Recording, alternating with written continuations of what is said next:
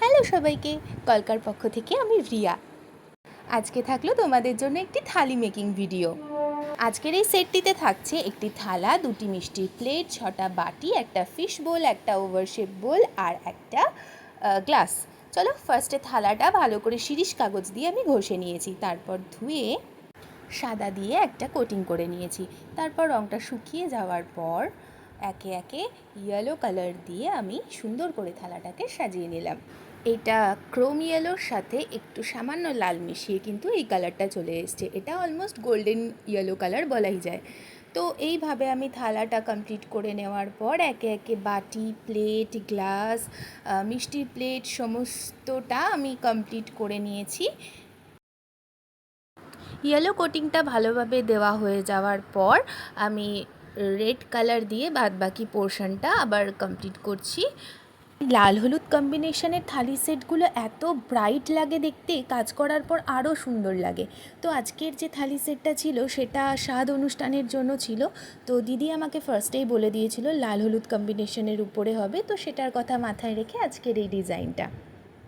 এই voice over দেওয়ার সময় চারিদিক থেকে এত আওয়াজ আসে, মানে একটা থামে তো একটা শুরু হয়। কী যে করি, না তো ভয়েস শোনা যায়, না তো ভয়েস ভালো করে দিতে পারি। উফ, কী বিরক্তিকর। আবারও সবাইকে একবার বলে দিই, জামাই ষষ্ঠীর থালির সেটের অর্ডার কিন্তু এখনও চলছে। যারা অর্ডার দেবে বলে ভাবছো তারা কিন্তু অবশ্যই হাতে সময় নিয়ে বুকিং করো, কারণ আগের দিন বললে তখন তৈরি করে দেওয়া সম্ভব হয় না, আর যে কটা সেট রেডি থাকে সেগুলো কিন্তু সব আউট অফ স্টক হয়ে যায়। আরও ডিজাইন রিভিউ দেখার জন্য তোমরা কিন্তু অবশ্যই কলকা পেজটা ভিজিট করতে পারো। এই থালি সেটের ডেলিভারি দেওয়ার বিষয়টা নিয়ে সবার সাথে একটা কথা আমি শেয়ার করি। সেটা হচ্ছে এই থালি সেটগুলো কিন্তু কোনো রকম কুরিয়ার করা হয় না। তো এগুলো আপনাদেরকে কালেক্ট করতে হলে হ্যান্ড টু হ্যান্ডই কালেক্ট করতে হবে, কারণ কুরিয়ারে প্রচণ্ড পরিমাণে ড্যামেজ হয়ে যায়। যত ভালো করেই প্যাকিং করি না কেন, ড্যামেজ কিছু না কিছু হয়েই থাকে। তো সেক্ষেত্রে কুরিয়ার চার্জও অনেক পড়ে যায়, তো অনেক কাস্টমার সেটা বুঝতে চান না।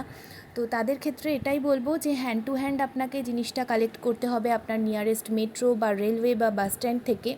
আর ফলে কি হয়, জিনিসটা সেফলি আপনার কাছে পৌঁছেও যাবে। তো আপনারা সবসময় চেষ্টা করবেন এইগুলো নিয়ারেস্ট মেট্রো বা রেলওয়ে থেকে কালেক্ট করার।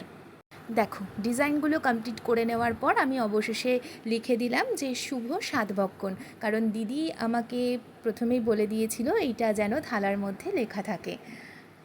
আসলে জীবনের এই ছোট ছোট মুহূর্তগুলোকে স্মৃতির মতন ধরে রাখতে কে না চায়, তাই না? তো স্মৃতি হিসেবে ধরে রাখার জন্য এটিও একটি খুব সুন্দর বিষয় কিন্তু হতে পারে।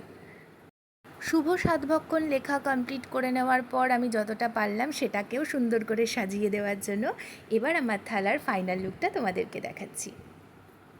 বলো কেমন হলো এই ফাইনাল লুকটা? কত ব্রাইট আর বিউটিফুল লাগছে না দেখতে? আমার তো নিজেরই পছন্দ হয়ে গেছে। তোমরা কিন্তু অবশ্যই জানিও কেমন হলো।